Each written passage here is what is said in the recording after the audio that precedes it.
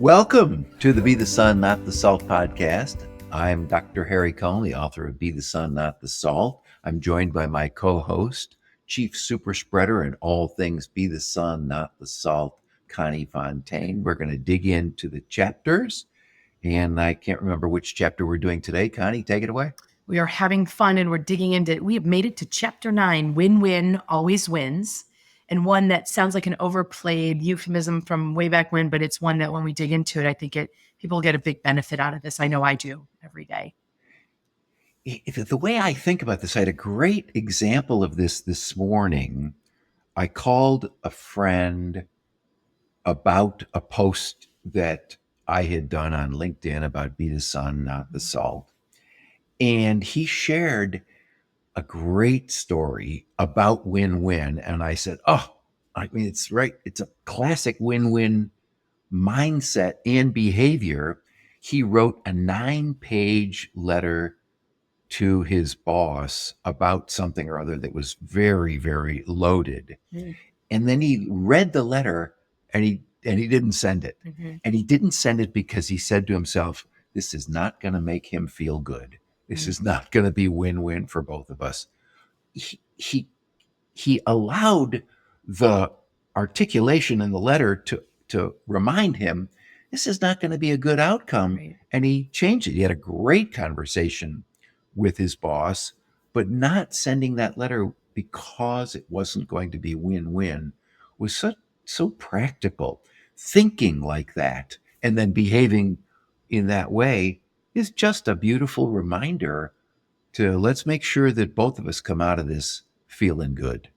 I think from a work standpoint and over my career, I always thought of win-wins when I was going in to work with a dealer or to sell something to somebody. And it was, you knew from a negotiation standpoint, you could only go in successfully if you were going to do it as a win-win.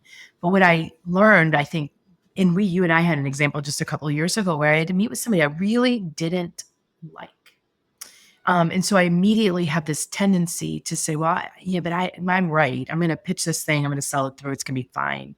And in reality, I think taking a win-win approach for me meant, how is this person going to feel good at the end to make me right? Like, this is just, he doesn't want me to get there. And thinking about it from his perspective and what he needed out of that and how I wanted him to feel at the end of that meeting, transaction, whatever you want to call it. It totally changed the game because I went in with a different perspective. I went in and already feeling good about it because I'd found a win. He was going to feel good too. Instead of feeling like, oh, here we go, it's going to be abrasive. So I think thinking about it, doesn't have to be a serious negotiation to make a win-win important.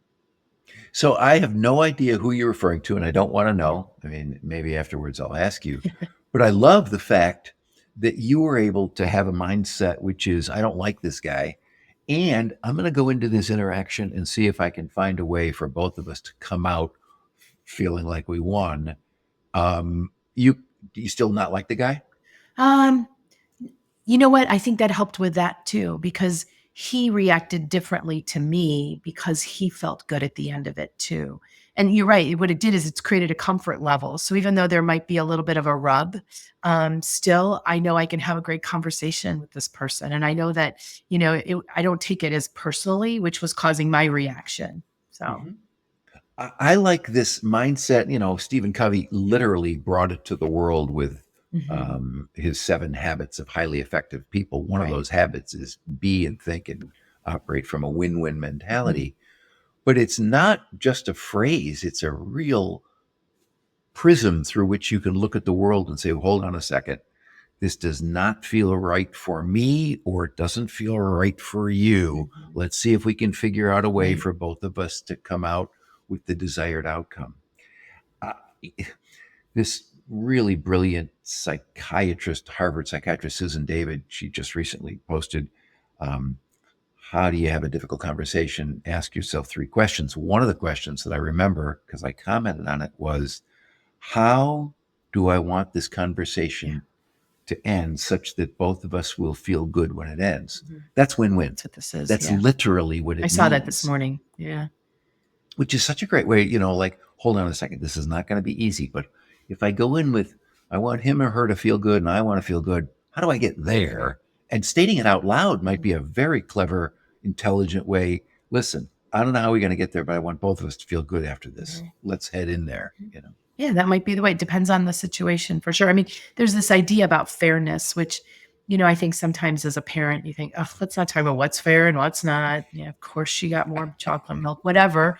But that is what the crux of this is to make both parties feel like they got something they needed, or that we both got something and we all feel good leaving. And I think so fairness is an easy way to describe it. You want people to Hmm. think that the relationship and the conversation was fair.